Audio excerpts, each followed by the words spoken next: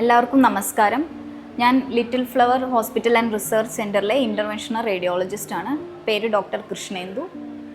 So പലർക്കും interventional radiology എന്ന branch കേൾക്കുമ്പോൾ എല്ലാവരും ചോദിക്കുന്ന ഒരു ചോദ്യമാണ്, ഈ ബ്രാഞ്ച് എന്താണ്? അല്ലെങ്കിൽ ഈ ബ്രാഞ്ചിലുള്ള ഡോക്ടേഴ്സ്, അതായത് ഇൻ്റർവെൻഷണൽ റേഡിയോളജിസ്റ്റ് ഏതെല്ലാം തരത്തിലുള്ള പ്രൊസീജിയേഴ്സ് ആണ് ചെയ്യുന്നത്, ഏതെല്ലാം തരത്തിലുള്ള സർവീസസ് ആണ് നമുക്ക് ഹോസ്പിറ്റലിൽ അവൈലബിൾ ആയിട്ടുള്ളത്. സോ ഇങ്ങനെയുള്ള കുറച്ച് കാര്യങ്ങളായിരിക്കും ഞാൻ ഈ വീഡിയോസിൽ സംസാരിക്കാൻ പോകുന്നത്. സോ ഒരു interventional radiologist CT, ultrasound, MRI, x-ray, video fluoroscopy ഇങ്ങനെയുള്ള ഡിഫറെൻറ്റ് ഇമേജിംഗ് മൊഡാലിറ്റീസ് യൂസ് ചെയ്തുകൊണ്ട് ചെയ്യുന്ന പ്രൊസീജിയേഴ്സാണ്.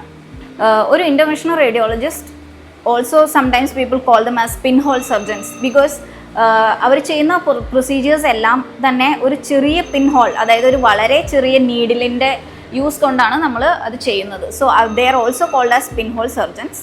സോ എന്താണ് ഇൻ്റർവെൻഷണൽ റേഡിയോളജിയിൽ ചെയ്യുന്ന പ്രൊസീജിയേഴ്സിൻ്റെ അഡ്വാൻറ്റേജസ്, എങ്ങനെയാണ് അത് കമ്പയർഡ് ടു അതർ പ്രൊസീജിയേഴ്സ്, എങ്ങനെയാണ് പേഷ്യൻറ്റിന് അത് ബെനിഫിറ്റ് ആകുന്നത് എന്നുള്ള കാര്യം നമുക്ക് നോക്കാം. So interventional radiology procedures most of the time നമുക്ക് ഒരു വളരെ ചെറിയ നീഡിലിൻ്റെ യൂസ് കൊണ്ട് ഹെൽപ്പ് കൊണ്ട് ചെയ്യുന്നത് കൊണ്ട് നമുക്ക് പ്രൊസീജിയേഴ്സ് എല്ലാം ഒരുമാതിരിപ്പെട്ട എല്ലാ പ്രൊസീജിയേഴ്സും നമുക്ക് ലോക്കൽ അനസ്തേഷ്യയിൽ ചെയ്യാൻ പറ്റും.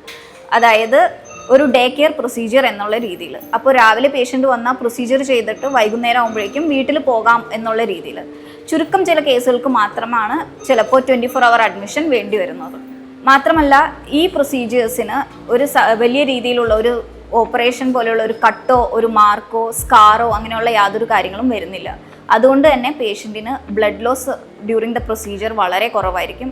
ഓൾമോസ്റ്റ് നിൽ എന്ന് തന്നെ പറയാൻ പറ്റും. പിന്നീടുള്ള കാര്യം, പേഷ്യൻസിന് ഇപ്പോൾ ഇൻ കേസ് വീട്ടിൽ നോക്കാൻ ആരുമില്ല, ഡിപ്പെൻഡൻ്റ് ആണ് അവർ മറ്റുള്ളവരിൽ, അങ്ങനെയൊക്കെയുള്ള പേഷ്യൻസിനാണെങ്കിലും ഈ ടൈപ്പ് ഓഫ് ഉള്ള പ്രൊസീജിയേഴ്സ് ചെയ്യുമ്പോൾ അവർക്ക് അവരുടെ ദെയർ ഓൺ ആക്ടിവിറ്റീസ് അവർക്ക് വീട്ടിൽ പോയി കഴിഞ്ഞാലും they will be able to take care of it. അത് ഈ പ്രൊസീജിയേഴ്സിൻ്റെ വളരെ ഒരു അഡ്വാൻറ്റേജസ് ആണ്. ഇനി നമ്മുടെ ഈ ഇൻ്റർവെൻഷണൽ റേഡിയോളജിയുടെ സ്കോപ്പിൽ വരുന്ന പ്രൊസീജിയേഴ്സ് ഏതൊക്കെയാണ് എന്നുള്ളതാണ് പറയാൻ പോകുന്നത്. ഇപ്പോൾ നമുക്ക് അൾട്രാസൗണ്ട് അല്ലെങ്കിൽ CT ഉപയോഗിച്ചുകൊണ്ട് നമുക്ക് ശരീരത്തിൻ്റെ ഏത് ഭാഗത്തു നിന്നും ബയോപ്സി അല്ലെങ്കിൽ സാമ്പിളിംഗ് എന്ന് പറയും, അത് ചെയ്യാനായിട്ട് പറ്റും. ഇപ്പോൾ ബ്രസ്റ്റ് ആവട്ടെ, ലങ്സ് അതായത് ശ്വാസകോശം, ലിവർ, കിഡ്നി, അല്ലെങ്കിൽ എന്തെങ്കിലും ക്യാൻസറസ് ആയിട്ടുള്ള tumours in anywhere of the body നമുക്ക് സാമ്പിൾസ് എടുക്കാനും അത് ഫർദർ ടെസ്റ്റിങ്ങിനായിട്ട് ചെയ്യാനായിട്ടും പറ്റും. അത് എത്ര ഡിഫിക്കൾട്ട് ലൊക്കേഷൻ ആയാലും ഇൻ ബോഡി നമുക്കത് ചെയ്യാനായിട്ട് സാധിക്കും. അത് നമ്മൾ അൾട്രാസൗണ്ട് അല്ലെങ്കിൽ CT ഉപയോഗിച്ചിട്ടുള്ള പ്രിസൈസ് ലോക്കലൈസേഷൻ ചെയ്തുകൊണ്ടാണ് അത് ചെയ്യുന്നത്. അതേപോലെ തന്നെയുള്ള പോസ്റ്റ് ഓപ്പറേറ്റീവ് കേസസിലാണെങ്കിലും എന്തെങ്കിലും കളക്ഷൻസ് അല്ലെങ്കിൽ എവിടെയെങ്കിലും ഫ്ലൂയിഡ് അക്യുമുലേറ്റ് ചെയ്യുന്നുണ്ടെങ്കിൽ അത് ഡ്രെയിൻ ചെയ്യാനുമായിട്ടുള്ള പ്രൊസീജിയേഴ്സ് നമുക്ക് ചെയ്യാനായിട്ട് പറ്റും.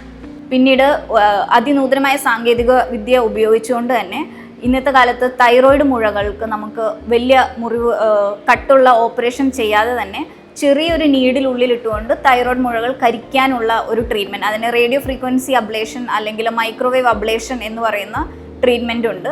അതും ഒരു ഡേ കെയർ പ്രൊസീജിയർ പോലെയാണ് നമുക്ക് ചെയ്യാനായിട്ട് പറ്റുന്ന. അതേപോലെ തന്നെ വെരിക്കോസ് വെയിനിൻ്റെ ട്രീറ്റ്മെൻറ്റ്, ഡയബറ്റിക് ഫുട്ട് അൾസേഴ്സ് കൊണ്ട് കാലിലെ രക്തഗ്രന്ഥികളിലെ രക്തയോട്ടം നിലയ്ക്കുന്ന പ്രൊസീജിയേഴ്സ്, അതിനുള്ള ആൻജിയോപ്ലാസ്റ്റികൾ അതെല്ലാം നമ്മൾ ചെയ്യുന്നതാണ്. പിന്നീട് വേറെ പ്രൊസീജിയറായിട്ട് വരുന്നത്, ഇപ്പോൾ ലിവർ സിറോസിസ് വന്ന പേഷ്യൻസിന് ലിവറിൽ എന്തെങ്കിലും ചെറിയ ട്യൂമറോ ക്യാൻസർ പോലെയുള്ള ഗ്രോത്ത് വരുന്നുണ്ടെങ്കിൽ അത് ഓപ്പറേഷൻ ചെയ്യാതെ തന്നെ കരിക്കാനുള്ള എല്ലാ ട്രീറ്റ്മെൻറ്റും നമുക്ക് ചെയ്യാനായിട്ട് പറ്റും. പിന്നീട് വരുന്നത് സ്ത്രീകളിൽ അമിത രക്തസ്രാവം ചിലപ്പോൾ നമ്മൾ കാണാറുണ്ട്. ഇത് അവർക്ക് യൂട്രൈൻ ഫൈബ്രോയിഡ് എന്ന് പറയുന്ന ഒരു കണ്ടീഷൻ ഉണ്ടാവും. സോ അതും ഇന്നത്തെ കാലത്ത് സർജറി ഇല്ലാതെ നമുക്ക് മിനിമലി ഇൻവേസീവ് ഒരു പിൻഹോൾ പ്രൊസീജിയർ ആയിട്ട് നമുക്ക് അതിനുള്ള ട്രീറ്റ്മെൻറ്റ്, നമ്മൾ യൂട്രൈൻ ഫൈബ്രോയിഡ് എംബോളൈസേഷൻ എന്ന് പറഞ്ഞ ട്രീറ്റ്മെൻറ്റും നമ്മൾക്ക് ചെയ്യാനായിട്ട് പറ്റും. അതേപോലെ തന്നെയാണ് പുരുഷന്മാരിൽ പ്രോസ്റ്റേറ്റ് ഗ്രന്ഥി വലുതാകുന്ന അതിനെ കണ്ടീഷനെ BPH എന്ന് പറയും, അതിനുമായിട്ടുള്ള മിനിമലി ഇൻവേസീവ് ആയിട്ടുള്ള പ്രൊസീജിയേഴ്സ് നമുക്ക് ചെയ്യാനായിട്ട് സാധിക്കും. പിന്നെ എമർജൻസി സെറ്റിങ്ങിൽ പറയുകയാണെങ്കിൽ ഇൻ കേസ് എന്തെങ്കിലും ആക്സിഡൻറ്റ് പറ്റിയോ അല്ലെങ്കിൽ എന്തെങ്കിലും പ്രൊസീജിയേഴ്സ് ചെയ്തോ സെക്കൻഡറി ആയിട്ട് ബ്ലീഡിങ്, ഇൻറ്റേർണൽ ബ്ലീഡിങ് വരുന്ന കണ്ടീഷനുകളിൽ ആ ബ്ലീഡിങ് സ്റ്റോപ്പ് ചെയ്യാനായിട്ടുള്ള പ്രൊസീജിയേഴ്സ്, അതായത് ഒരു സർജറിയുടെ ആവശ്യമില്ലാതെ തന്നെ ഒരു ചെറിയ പിൻഹോളിൽ കൂടെ ആ ബ്ലീഡിങ് സ്റ്റോപ്പ് ചെയ്യാനായിട്ടുള്ള പ്രൊസീജിയേഴ്സും നമുക്ക് അവൈലബിൾ ആണ്. ഇങ്ങനെയുള്ള ഒരുപാട് പ്രൊസീജിയേഴ്സാണ് നമ്മളിവിടെ ഡിപ്പാർട്ട്മെൻറ്റിൽ നമ്മൾ ചെയ്യുന്നത്. എന്തെങ്കിലും സംശയങ്ങളോ കൂടുതൽ ഇതിൽ ഏതെങ്കിലും പ്രൊസീജിയേഴ്സിനെ കുറിച്ച് അറിയണമെന്നുണ്ടെങ്കിൽ എപ്പോഴും OPDയിലേക്ക് വന്ന് കൂടുതൽ കാര്യങ്ങൾ അന്വേഷിക്കാവുന്നതാണ്.